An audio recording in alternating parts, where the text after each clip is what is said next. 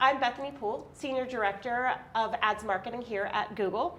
And I'm excited to be with this great crew talking about YouTube and all of its social and creative possibilities. Before we jump in, I wanted to share some intel of what we're seeing here at YouTube to set the stage for our conversation.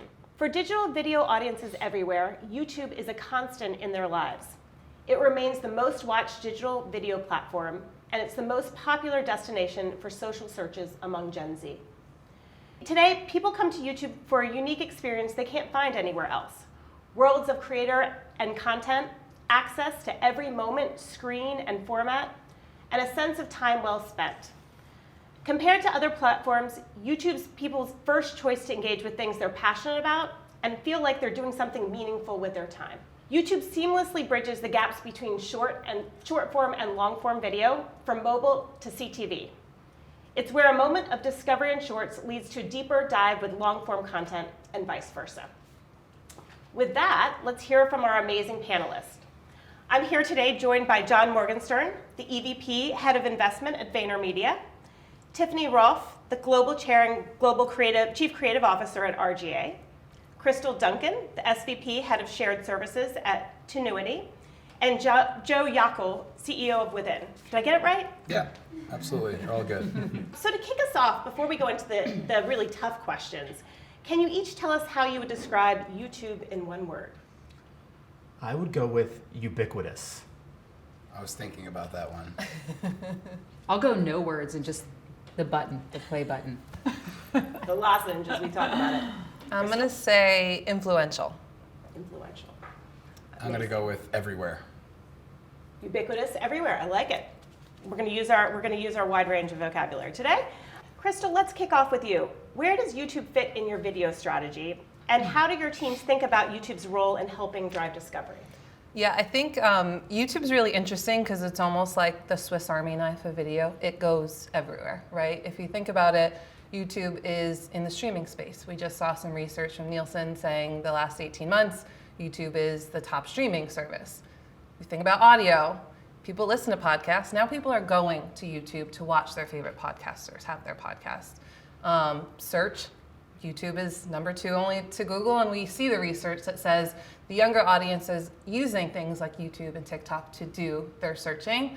And then if we think about things like commerce, YouTube shopping and the affiliate side there, especially with the tie with Shopify, we're able to watch a video and then shop. And then obviously creators are like the cherry on top. And creators are everywhere, yes, but YouTube Shorts does allow the native stickers, the ability to link off to long form content. So all of that is to say that it can be anywhere. And we have no 2 clients where their YouTube video strategy is the same, because it would be doing them a disservice if we just did an off the box or off the shelf type of strategy. So the way that we look at it is really, what is the client, what is the product, what is the goal, and then we custom build those strategies for how YouTube fits in, because like I just rambled off, there's so many different places it can touch. So all the way from discovery to purchase decisions. I'm eager to hear from the rest of you in terms of how you advise clients when it comes to their video strategy and how YouTube fits in. Yeah, I mean, I think there's still this kind of legacy belief, or like, just think of YouTube from an advertiser standpoint. YouTube is TrueView. And a lot of it is having to reiterate. People think of shorts for like organic and TikTok comps, but they don't think of it, it's not as top of mind in the like paid diversified strategy. It's like TrueView first and bumpers a little bit. So it's like, hey, shorts, hey, CTV, can you blend the 2 together? We're seeing a lot of these tools that are now like out of the box, including AI Studio, YouTube Creative Studio, to like take vertical, translate into a great CTV asset. And then you take advantage of all these various unique placements, increasingly with like AI and helpful tools. So that's been interesting to see. And it's definitely starting to take hold and evolve. Like, you just need a content fortress to do it right. And not just like fun creator, UGC, like Gen Z-y stuff, but like many mastheads and thumbnails, and it's an endless kind of, to do perfect YouTube is a really deep thing. When you just talked about AI Studio and transforming across formats, but I'm also curious if you guys have used shorts for one thing and long form and short form, because YouTube really has the range. If you're actually, as you're building the campaigns, are you thinking about different use cases across the different formats? Yeah, I mean, I agree with what we've been talking about. This, while it can do some things for scale or be a hub, I think that really almost like full integrated, full funnel experience is where we're starting to play with a lot. And I look at it from like the creative perspective as well. Like obviously I know we can hit our goals in terms of, conversion or awareness, but like how do we actually use it to help bring to life the storytelling in interesting ways? So a lot of times what we're seeing is we're like thinking about not just units and how those individual units perform, but how do they all work together? So how do we did some great work with Ponos for this video game Battle Cats. It's a pretty wild game, but we've been able to, I think, put certain long form content, short form shorts, also organic videos that the gamers are posting, and working with influencers to create, and you're creating almost like a story ecosystem. So you're really bringing to life an idea rather than just building assets for a format. How are we actually leveraging the fact that it can be kind of full funnel in this whole story ecosystem in a way to really make the campaign bigger, better, and actually build within? So a lot of times you're going in, putting these formats in, but what you get out of it is so much more because it's how they all work together and how also now creators can kind of participate in that dialogue. Yeah, if I were to kind of add, I would say, I think people think about YouTube still as like something that you watch on your phone or on your computer. And then when you think about CTV and linear, right? CTV reaches about half the country, linear reaches the other half, right? And most people are on one or the other. Whereas regardless of whether you're on CTV, and you've cut the cord, or you're on linear, like 70% of the US is on YouTube. And I think one of the things that people don't realize inside of that is that YouTube, when it comes to the TV screen, and if you include YouTube and YouTube TV together, like you can reach about 100 million people in the US on the big screen TV. And I think that's like a hidden fact in the way that people think about marketing and video and where YouTube sits. I don't think they realize that 100 million people are accessible on their big screens through YouTube and YouTube TV combined. We were just running a campaign that was like, cross devices, and we just pulled some reporting on this. It was just the other day, and we were like curious to look at how it ended up serving. 80% of it was on the big screen when it had the opportunity to serve anywhere. And this was a campaign that was optimizing for awareness, and there's another one for consideration. And YouTube was pushing a lot of that content onto the big screen. So I think it's just a really interesting part of YouTube that is still, even though we all have this data, it's still just not how people typically think about it. Yeah, the living room is one of our fastest growing surfaces. And I think about my own home and just big screen YouTube, it's right there in the middle. Moving on, let's talk a little bit about brand creativity, which has exploded on Shorts. And Shorts can go high and lo-fi, creator and celebrity, brand and performance, and we're seeing that they drive immediate impact on campaigns. Jon, are you actively using short form video, and can you tell us more about how it has helped differentiate your clients from other brands? For sure. One of our favorite use cases with Shorts, which is not always, doesn't always receive that much resourcing from the Google Ads team, unsurprisingly, is organic. And just like the algorithm gatekeeper to attention, just the amount of distribution and views you get, putting aside all the other value adds of comments and shares and saves and everything, that's a pretty darn good signal of you have attention. There's actually a lot going on around the attention metric specifically. Like the Kroger came out with this published study this week about like attention doesn't correlate with outcomes, and there's a how brands grow antithesis going on. So it's a really interesting time to discuss this. But this kind of meritocratic, out of everything YouTube's algo could have served for free to anyone on earth, this piece of content of yours relative to all of your other stuff, got outsized distribution. Trying to unpack that is an ever-changing Rubik's Cube sort of thing. But we use that, start in organic. It's not always like what goes viral. That is not the game. That's like kind of a byproduct. But then using that to kind of ladder up, in addition to all the other things going on direct to paid, has been huge for our strategy team, insights team. So starting in organic and then working up into paid, or starting in organic and then fusing that into your conversion campaigns too, as long as you have the right, still have the product. You can't just be like trying to go viral at all costs, obviously. That's another one where YouTube is underappreciated. People just think TikTok always with this organic thing. And Shorts really has it too.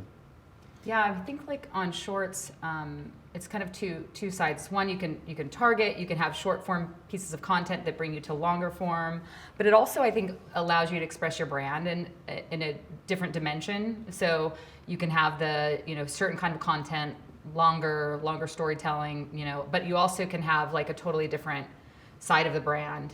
You can be a little bit maybe more, organic, natural.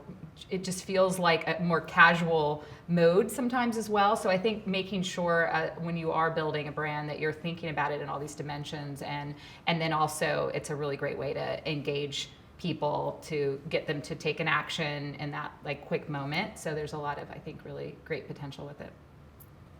Yeah, if I were to add one thing, I would say, you're absolutely right. Like it goes across the whole spectrum, and I think we find that a lot of volume and a lot of variety is a really big impact to the performance that you're going to get. And if you only end up launching one type, even if you have multiple assets, but one type of asset, let's just call it branded content, you're just going to get a lot less out of the program. So if you think about it as a layer cake, right, there's customer content you can get for free from your customers that probably is going to be a bit more raw, needs a little bit more editing. There's influencer content. Our UGC platform, breakfast.io, allows us to get a ton of content on the tail through our network of over 5,000 creators. And then we also want to then mix all of that together and say, okay, how are we going to optimize this? And also giving the algorithm the opportunity to optimize as well, right? We don't want to necessarily always decide what to serve to who because we might be wrong. But the more volume and the more variety that we offer for the platform to serve, the better the outcomes we end up achieving. And I think that kind of relatability and authenticity that you get from user-generated content, whether it's from creators or from your customers, I think is something that really helps drive results. And we have a lot of case studies around that, and it's really interesting to see how that engagement changes. Following up on that, Joe, what is an example? I would love to hear some of the campaigns that you have run across multiple formats for brands that are really working. Yeah, so I think a good example of that is what we did for QVC and HSN Plus. So they're really pushing their users to learn more about their streaming service, as we know that people are cutting the cord on linear. And we ran a bunch of this branded content alongside UGC content for awareness and for consideration. But then we also had a lead gen campaign. And when we were running the lead gen campaign, that's when when you have that conversion measurement, you're able to really see like the difference much more discreetly down to the ad level. And we found that our UGC ads drove about almost a 30% lower cost per lead than the branded content. And I think it kind of makes sense, right? Where for that awareness and consideration, it's not as easy to tell the difference, but we're also trying to achieve a different outcome there. And that branded content, I think, does a really good job even next to UGC, higher up in the funnel. But then once you get down to like the actual conversion side of things, seeing that relatability and driving that engagement through things that are more authentic, I think is what really gets people hooked into actually submitting the lead form. It's a double win because the cost of that UGC creative is also almost certainly lower. Absolutely. So it's like lower CAC, and like the cost of it was lower to begin with. Absolutely, and that lower cost is something that we try to translate into volume, right? Whereas we keep finding that about only 2% of ads become top performers. So if we launch 100 ads, we're really only expecting 2 of them to take up the majority of the spend in a world where we're optimizing towards some sort of conversion event. And if you only make 10 assets, like what are the chances that you found 1 in 50? So that's really why we're also using that lower cost to drive more of that volume and variety so that we can find more of those winners. Creative diversification is like a huge 18-month kind of theme that's been really, I think, exploding in a good way around this point. It's something that we hear from YouTube creators too, that they're using their shorts as experiments to figure out where they should do longer form content. It's a great format for them to do the same thing. So it's exciting to hear brands doing it. Let's see. That actually brings us to thinking a little bit about social. And there's no clear-cut definition of social anymore. It used to be very specific platforms that we all know, but now it spans across. And if you think everything from Reddit to YouTube to TikTok, social is pretty broad now. How do you guys define social? And when you're using it, what are you trying to get out of it? Social, for us, anything that really has that two-way street, like you get signals back, you can communicate a little more hand-to-hand combat style. And organic is a big part of that too, at least in terms of our perspective. So shorts for us really is the most socially thing YouTube's got going on in a great way. And then obviously creators and influencers tied to that. And their broader content too, not just their shorts content, is really the socially thing. But other parts of YouTube have different things. Again, back to the ubiquity point. But I do think it's interesting that it's still, despite those reasons, we see YouTube couched most in the like OLV strategy, or video, or digital, or Google. It still doesn't, even shorts, we'll like include it on a plan, and it's like, oh, that's accounted for here. So it can play in all of those zones, but I think we see labeling that's totally different all over the place, depending on who we're working with. I think we also maybe overly jump to labeling it as a media. And I like to think of it, I guess, as like you're either entering a conversation or like starting a conversation. And so when you're entering it, you're tapping into something that's happening in culture, things that are trends that are happening, conversations that are happening, and like you need to enter that in an authentic way. And maybe sometimes it's more real time. So I think that's one of the behaviors of it. Or you're trying to generate that conversation, and what is that idea and the thing that you're putting into culture in a way that starts to spark that.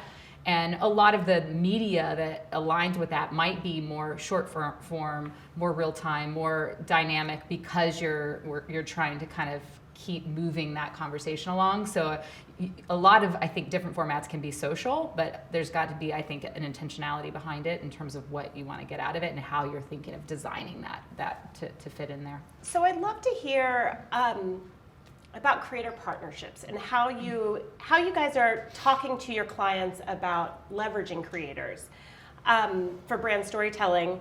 And compared to other platforms, is there any differences that you notice between YouTube creators and other creators? Creators are a huge component of what we recommend. The old saying of like, we want to know what people are talking about us versus us just talking to them, right? That's like a really important dynamic there.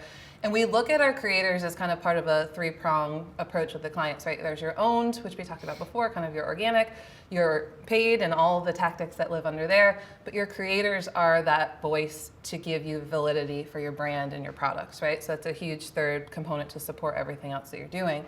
And then when we're looking at YouTube, it's really cool because we have two ways in with the creators for YouTube. You've got short form, which is your snackable, fun, punchy, entertaining content on shorts, which we all love. People are going there to be entertained. Yeah, we can give them information, we can give them brand content, but it has to be authentic, it has to be exciting, it has to be interesting. And then the secondary piece is long form. And the long form piece and the searchability there is what is so cool, right? You could have a video that you work with a creator on that you post, year one, that could still be paying dividends in year 3 because of the searchability.